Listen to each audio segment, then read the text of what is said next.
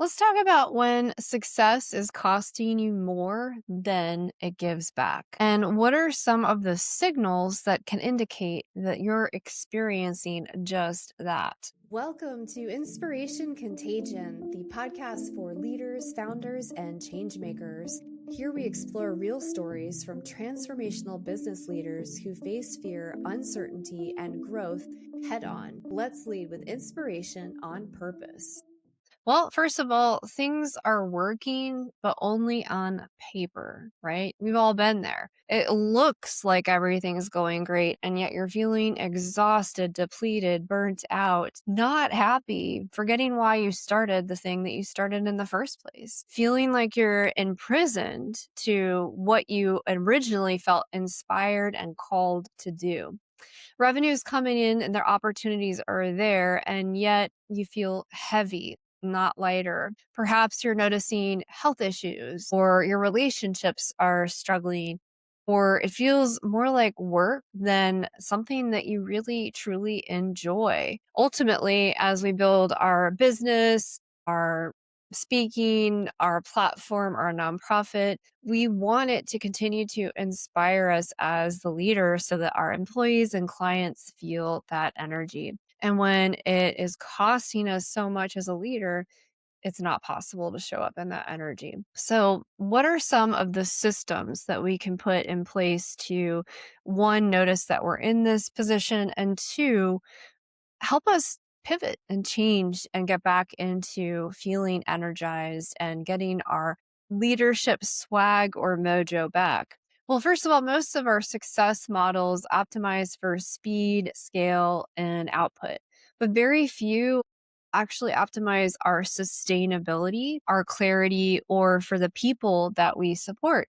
And this is where it's important to measure your why, that thing you're so inspired, that legacy you're building, as well as have metrics for how you are sustainably growing as a leader and how the humans on your team are supported and doing. How are you helping your staff members achieve their why in a way that's aligned to the vision and mission of your company, what you do, and who you serve? And then additionally, how are you doing that for your customers?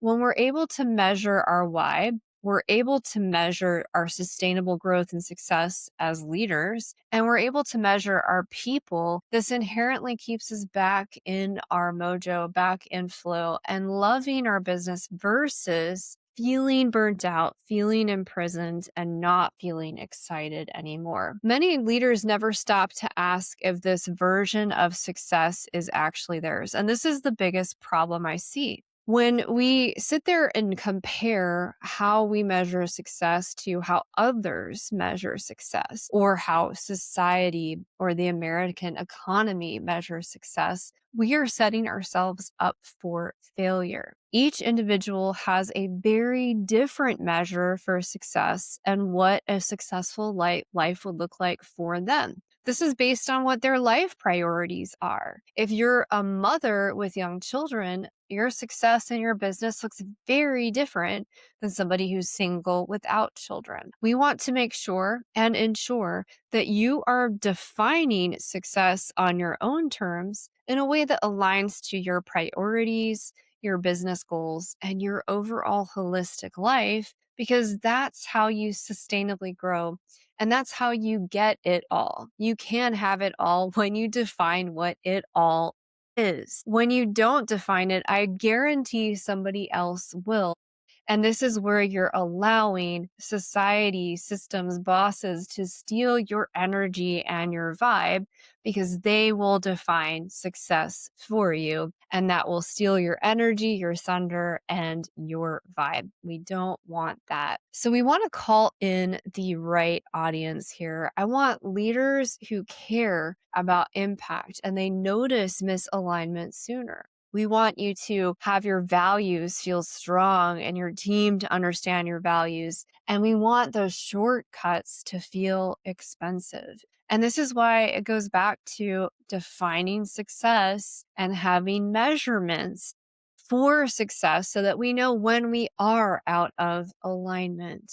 We measure that why. We measure the human cost. And this is more important today than ever. Now that we have the rise of AI, we have the rise of technology replacing humans, it is so essential for companies that are heart centered, that are change makers, to measure the human impact as they evaluate and make decisions on where they might use AI, where they might use technology. There's still a place for your employees for checks and balances on the use of AI and technology. Every use of AI and technology requires a human managing that still. It is not a full replacement for humans. And one of my biggest pet peeves is getting on calls, panels, stages, conversations where people think they can fully replace teams or a whole human with these technologies. That is not the answer. It's not the solution. It will not leave you with a competitive edge because humans understand the human experience and connect with your customers in a unique way that technology can never replace. This whole thing is about how discomfort is not failure, it's awareness. When you're starting to feel discomfort with how you're approaching your sales, your marketing, all the things, that's either giving you growth or it's a sign that you're out of alignment. And again, what we measure happens. What we measure gives us indications for how we make decisions intelligently. And this is why you need to measure your why, your vision, your mission, your values, and understand when your metrics are telling you you are grossly out of alignment or it's not sustainable. And what do we mean by that? Well, if your capacity has outgrown the employees you have on your team, you need to make changes. Otherwise, you'll lose your employees. You'll lose customers because the experience will be depleted. It won't be as valuable. The quality will decrease, and people feel that. We need to make sure that you are growing and scaling a sustainable venture and sustainable platforms that support the humans you interact with. So, what is the new lens? If we're shifting from this, not performing in a way that's supporting you and giving you the good vibes, the mojo, the energy you want as a leader, it's not sustainable.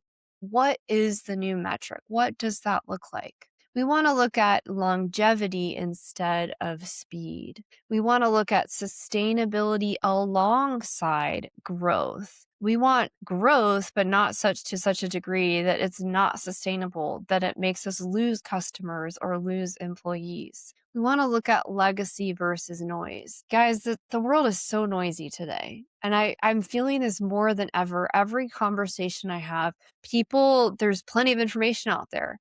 People are overwhelmed. They are burnt out. They don't know what is real, what's not. They don't know what's for them, what's against them. The world has never been noisier than today. I want you to think about your why, your long-term factor, and then anything else that's not aligned to your priorities, your goals, your legacy is noise. Stop chasing these shiny objects that look like a magic silver bullet, but they aren't on your pathway.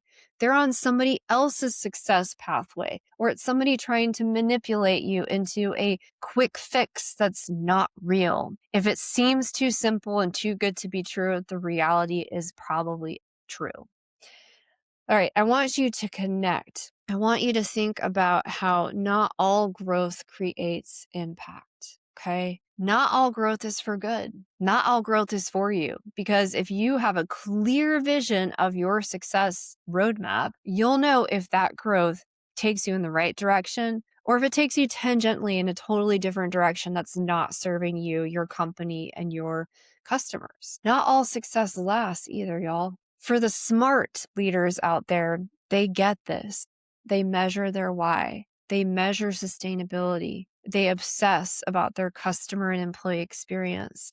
And they pivot when they see the writing on the wall because they have the metrics that tell them this is there. And that's how you build success that does last. When you have a clear idea of what success is, metrics to guide you, and you pivot based on when those metrics indicate you are out of alignment or off the path. Change for good means building something that holds up over time. It stands the test of time. That's what changemakers are about. We are here to change the world and make it a better place in a way that lasts and sticks. That is not easy. It's not for everyone. It requires us showing up and doing the work of defining our own success, of figuring out how we measure our why, of obsessing about our employees' experience and their why, their path to success, their path to their legacy. Doing the same for our customers. That's what intentional changemaker leadership looks like and sounds like. And guess what? It feels amazing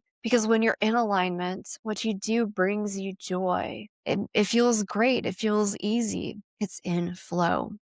Okay. I, as a change maker and leading change makers to have bigger impact in the world, I believe in change for good. I believe that we should make waves that last. I believe you have an impact to change the world. Soak that up. And then listen to this episode on repeat and take notes. Measure and define success on your own terms as a change maker. If any of this is resonating, it's not by accident. We've been evolving too. Our rebrand reflects this exact shift. It's away from hustle and noise. It's toward clarity, sustainability, and legacy level work. If you're in a season where this is what you want and you understand your business more clearly, and what you're really optimizing for, where you have things that might need to change for good that we want to stick, you're welcome to explore what's new with us. And if a conversation would be helpful, just book a Changemaker strategy call today. We hold these